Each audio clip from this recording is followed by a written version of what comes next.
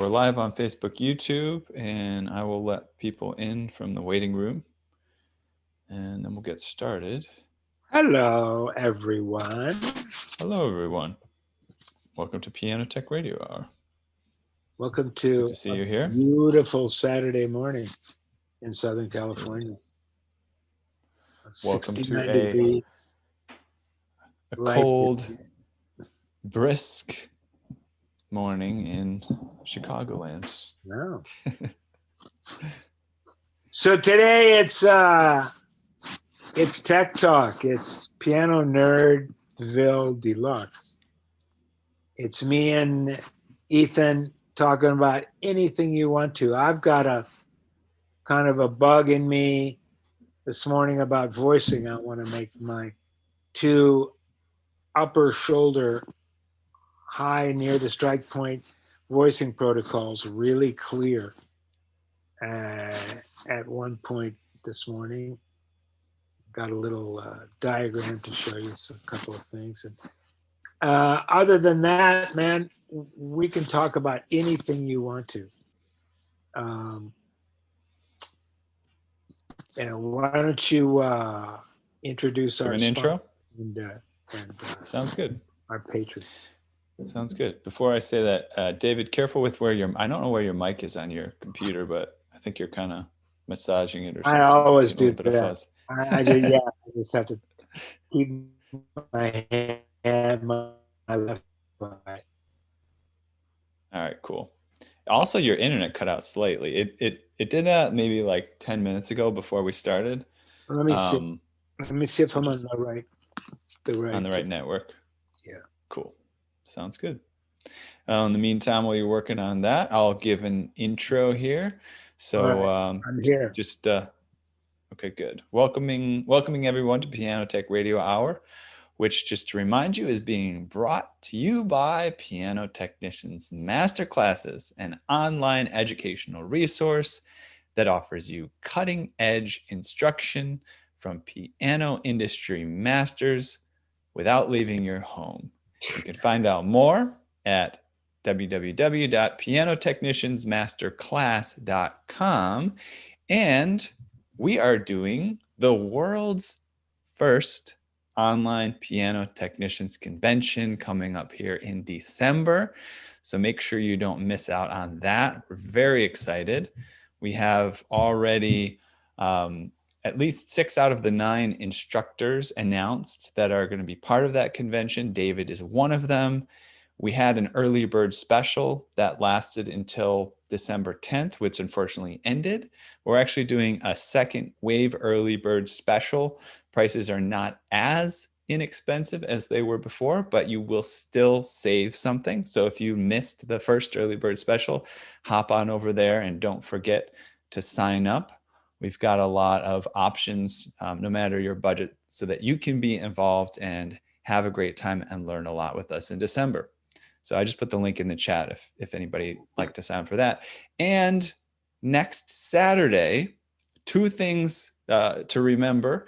For Radio Hour, we will have Isaac Sadegurski, a great veteran of the piano tech industry, with a lot of great information and a wonderful sense of humor, and he'll be hanging out with us next week. And Jude Reveley will be presenting his course on turbocharging the grand action at 4 p.m. Eastern time next Saturday. So make sure you don't miss out on that. That's going to be really exciting. A lot of great stuff coming up. So having said all that, David, did you want to jump in to the voicing topic right away and then just see where it takes us? I was talking to my friend Carl Lieberman in another piano domain and another piano topic, and we started talking about voicing. And he described voicing in a way that I had described it before, but that it just like popped it back into my head so beautifully. So what you're doing when you voice a set of hammers is you're emphasizing low partials, the tonic, the first, second, third, fourth, fifth, sixth partials. and you're de-emphasizing higher partials, the upper partials, you know. That's what you're in essence doing when you voice a hammer. You're making the hammer sound deeper, fatter, clearer. And that's all a product of hearing lower partials clearer in the mix of partials in the tone, in the note. And that's exactly what we're doing. And I wanted to again discuss and show you, to whatever extent I can, these two strike point voicing protocols that I've used for the last, I don't know, 15 or so years to just high success with putting a piano in that range that I call the golden tone. Tone that is sweet and amber and warm and liquid at low volume, and that gets not cold, not uh, uh, uh, buzzy, but brilliant at high volume. So it really starts to pop at high volume. And that's what we want. That's what basically all pianists in all disciplines want, with a few glaring exceptions, like rock and roll players that want it all glassy. But the vast majority of pianists want that expression, right? From Joni Mitchell's soft voice to, you know, to, you know, Edith Piaf's loud voice, you know. There's a huge tonal color ambience palette that pianos can get, and you can only get it from real attention-based, feel-based voicing. So I'm just going to go through what I do. And Ethan, can you put the picture of that hammer up? I can't hear you. I sure can. Here it comes. Oh, there you go. There it is. All right. So the sacred area of the hammer. That's where needles don't go. However, the most effect you can have is along the sides of that steeple with a single needle. In other words, if you take an 11 millimeter single needle and slide it down alongside of that, the outside of that steeple on both sides, yes, exactly right. So you start out right at the end of the little string cut and get about a, what is that, a 15-degree angle, and just let that single needle, 11, 12 millimeters, just drop down into the felt. Just the barest guiding hand on the needle. If it doesn't just kind of drop into the felt with the weight of your hand, the felt's too hard. So you want to go out a little bit. What Ethan just did, go down the shoulder of the hammer about a millimeter, angle, and stick the needle in again. If it goes straight in, great. Go out, go up, back up to where you began and put the needle back in, and it will probably just slide right in. You're basically doing acupuncture on the high strike point of the hammer. You're opening up hard knots in the felt up near the strike point. And that will make the fundamental sound deeper. It will add to the sustain. It will add to the fatness and the clarity of the notes on the piano. So that's where the active area is, right along the outside edge of that steeple, both front and back. And so you're sticking a single needle into the end of the string cuts to see if the felt resists. If it does, then work down the shoulder, do it again, stick it in again at the same angle. And if it doesn't fall in, pull it out again, bring it down another millimeter, stick it in, and it will fall in. Then work your way back up toward the strike point, and the felt should be just receiving the needle. Then you're done. Go to the next string cut, do the same thing. Go to the next string cut, do the same thing. Put the action in the piano and see if doing the front of the hammer has, notably changed the tone of the hammer. And you want it to sound deeper, clearer, maybe more sustaining, a little louder. You want it to be more present, more in your face. So that's good for the whole piano, both front and back of the hammers. Any questions before I move on to the next protocol? Any questions at all from anybody? Do not be shy. If you don't David, understand, what is the depth of the needle that you're using? In my toolkit, I have 11 millimeters. 11 millimeters. A good long needle. Okay. Goes down probably to the colored part of the felt. It goes in. When it goes in all the way. Okay. If it doesn't go in all the way, don't force it.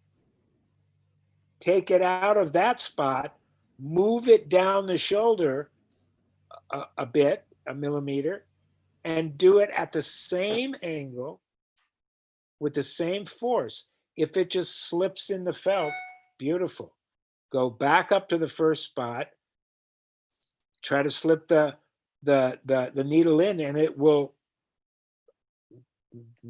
8 times, 9 times out of 10 just go in, because you've let that, you've softened up that hard spot. It really is like acupuncture. And you are like, right on the string groove when you do this? At the end of the string. At the end of the string groove, right? At the end of string cut, at that 15-degree angle, right? Right. And as close to the side of the groove, side of the steeple as possible, without actually entering that sacred area. You can do 5 sticks in the front of the hammer there and do more work than if you do 25 sticks just kind of randomly. It's giving the hammers acupuncture. It's loosening these little hard spots right up close to the strike point, right up close to the sacred area, that allow the hammer to speak in lower partials on a regular basis. So David? Yes. I do very similar, except I found that on the speaking side of the hammer, you have more effect. So I usually do this first on the speaking side, and then Me too. And And I do it the angle is a little wider. It's a little closer to parallel to the side of the hammer than to that steep line that you've drawn. I kind of angle it a little bit more, kind of parallel to the side of the hammer. Okay. Yeah, I always do the front first and see what that does, and then stick the action back in the piano and see if it's enough or not too much, or not enough. If it's not enough, I do the back too, because but first I feel it with the needle. It's a feel thing. If the needle feels smooth, then the felt is soft. If the needle does not go in to your hand, just kind of almost like, like easing it in, it's hard up there, and you have to work up to it. You have to work that knot out. And to clarify, the front of the hammer is the side that sits towards the keyboard, towards the player. that's right. That's right. The proximal side, the side towards the keyboard, side toward the player. No, it's funny. I think that the side that has the most effect is the side away from the key, towards the strings, towards the speaking length. I think has more impact. Fascinating, because that's not my experience at all. My experience is that the front has more effect. But hey, the thing about these things, and I came to find out after I just stumbled on this, that this is what Rick Balderson uses. The Japanese masters in the Japanese factory, he said, used something like this. It really is like acupuncture on the high shoulders, and whatever protocol you devise to do it, that's really what gives you the most bang for the buck. So this second protocol I use is for in the action voicing. Put that picture up again, Ethan, so I can. Sure. 1 second. Let's see here. I'm also working on another illustration that I can put up in a minute. Let's see here. Okay, so there you go. All right, so just let's imagine the string cuts on the top of the hammer.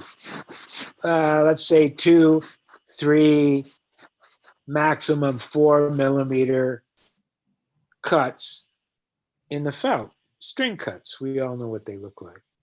We know if they get too deep and too, like Grand Canyon-y, we have to file them out.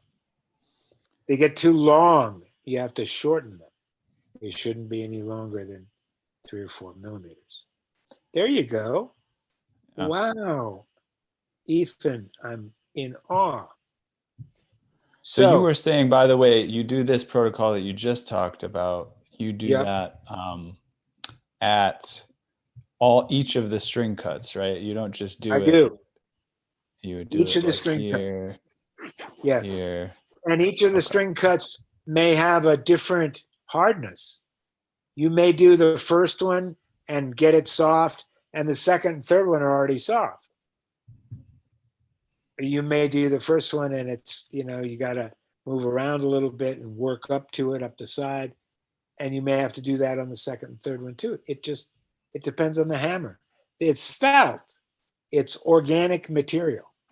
So you got to feel it with a single needle. That's why I only use a single needle, because it's so much more precise. And you can really feel where the felt is hard in the hammer. So the string cuts, and they're 2, 3 millimeters, and they're little cuts in the top of the hammer. If you're voicing the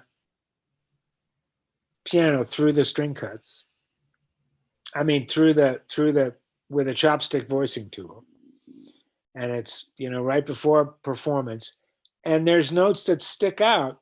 There's notes that are louder on a piano or pianoforte than other notes. You wanna dial those back. The way that Udo Steingraber taught me to do it is to go under the string cut with your needle, with the length of your needle, and create a tube of air under the string cut, about a millimeter below the string cut. Very close. But so that literally there's air that's under the string cut instead of packed felt. And what I do is go halfway in under the string cut, then back out, and halfway into the second one, back out, halfway into the third one, back out, under the string cut, creating a tube of air under half the cut. Then I, bring the needle out and try the note. And I always do this soft. I don't voice loud because every note can sound good loud. It's how it sounds soft that really matters. So if you get a real soft, warm strike on piano or softer than that, and it's, as you hit it harder, it gets clearer and more solid and more brilliant, that's exactly what you want.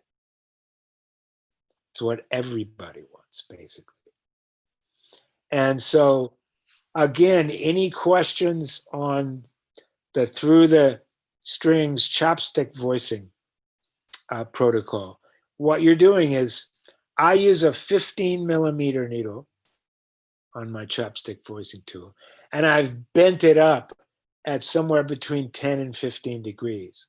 So I can go in through the front, under the string cut, and can go straight across. The needle is bent so it can go straight in and straight under the string cut.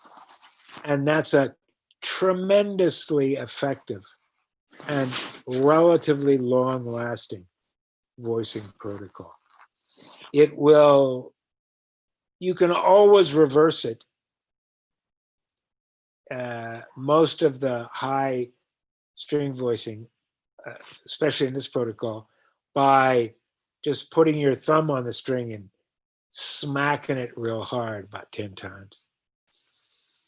That will translate into hours and hours of playing, and will take away your unpacking tube of air. So it's very workable. There you go. Awesome. And you just make a tube of air under those string cuts. Now, questions? I haven't checked the chat in a while. Let me see what we got here. We have, what thickness is the needle? What thickness of needle? It's got to be pretty thick to avoid breaking at 11 millimeters long. It's a 6, or like a regular stout voicing needle. It's they have different numbers for German and English. It's a 5 or a 6. And then there was a question, how many insertions across the width of the hammer? And that was, I think, when you were talking a little bit more about the steeple technique. Yes. You start at the end of each string cut with the single needle at a 15-degree angle, and just let it fall into the hammer. Let that needle, don't push it in with your hand. Let it kind of fall in. Just the slightest pressure with your hand. If it doesn't fall in, take the needle out of the end of the string cut, bring it down another millimeter down the side of the hammer, same angle, 15 degrees, same pressure, let it fall in. It may fall in. If it does, great. Take it out, bring it back up to the original spot, and let the needle fall in. It will probably fall right in then. Then you're done with that string cut. Go to the next one. Let it fall right in. If it doesn't, walk down a millimeter down the edge of the shoulder. Put it in again. If it just like melts into the felt, you're good. If it doesn't, walk it down one more time. Let it melt in. Walk it up, do it again, walk it up, do it again. You're done. And you'd be amazed at how long softening up those acupunctural spots last as a bass voicing. You have to, of course, your lower shoulders are opened up, and needles go into the lower shoulders. No question. The lower shoulders have to be open for these techniques to work. All right, so that's the little bug I had this morning. So I got a few more questions if you want me to throw them out here. Sure. And again, be careful about scratching your microphone surface. I'm not sure where it is. Sorry. Let's see. Does this apply across the entire range 1 through 88 keys? Yes. Now you make in the treble, you make the needles a little shorter. You know, I use an adjustable needle, a tool from Pianoforte Supply that you can adjust the length of the single needle, or of 3 if you want to use 3, but I only use a single needle. So I put the length down to 9 millimeters up in the very top of the piano. But other than that, yeah, you can use this technique along all hammers. Absolutely. Now, I don't think, I've only used it on really, really bound up tight hammers in the last 2 octaves. I usually don't go all the way down into the hammers for the last 2 octaves, or I'm really, it depends on the character of the hammer set, but I'm usually trying to add a little pop to those last octaves. So I'm trying to maybe shoe shine the hammers to a little bit, polish them with fine sandpaper or something. I'm trying to go the other way. I'm trying to bring the pop and the sustain up. But yes, absolutely, all 88. No question about it.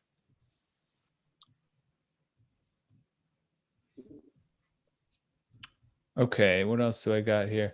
I'm just, let me see if I can bring this other little illustration I put up here. Okay, so I'm assuming that once you get into the high treble, does the angle still stay around 15, or does it actually get a little bit broader because you need to avoid? Well, yeah, you don't want to avoid. You don't want to put a needle in the sacred area, especially not in the treble, where you can ruin a hammer quickly. You want to be conservative in the treble, as it shows in the picture. See? Right. Would you be safe to say that the angle changes so slightly as you move into the larger hammer, so you give a little bit of a steeper angle as you move into the larger hammers, You do. or does it? Like yes, that Okay. steepest angle that you drew on the hammer is what's Right. indicated for most of the hammers on the piano, except for the Okay. last octave. Got it. Yeah. You can go. You have to go a little wider because it's closer to the molding. Right.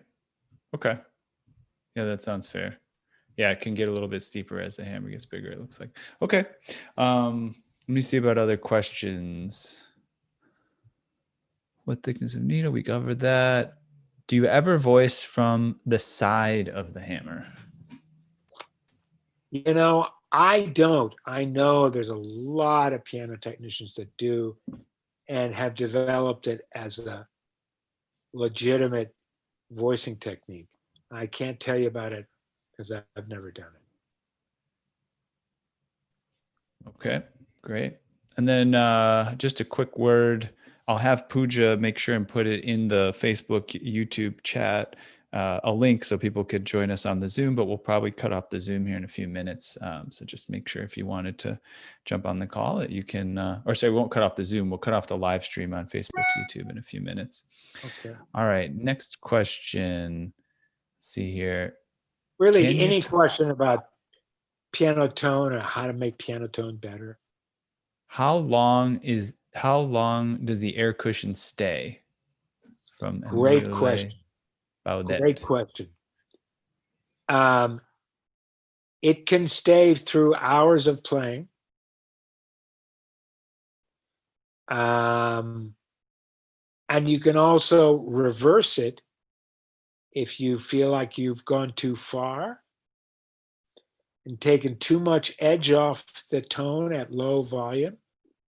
You can just put your thumb, if it doesn't irritate the strings with your hand oil, or if it does, put a piece of tape on the string and put your thumb, and just damp the string with your thumb and smack it about 15 times. Smack it in a, multi way, 10 or 15 times. And that will repack the string cut pretty much. That's why it's reversible to a certain extent if you go too far, or customizable if you go too far. Sounds good. Let's see here. It's a question. I'm not sure what it is. On the playing side, question mark. I think that was just maybe addressing something on earlier. The playing side, on the player side. Mm-hmm. That's right. On the proximal side. That's where we're talking about working first. If it doesn't create enough difference working on the player side, the proximal side, then do the same protocols on the back. Perfect. And then Ken Kopp says, can you talk about the effect on hammer shape and fit? Absolutely. Absolutely. Different piano technicians have their different idea of what an ideal hammer shape is. Some people will tell you it's an oval. Some people will tell you it's a diamond.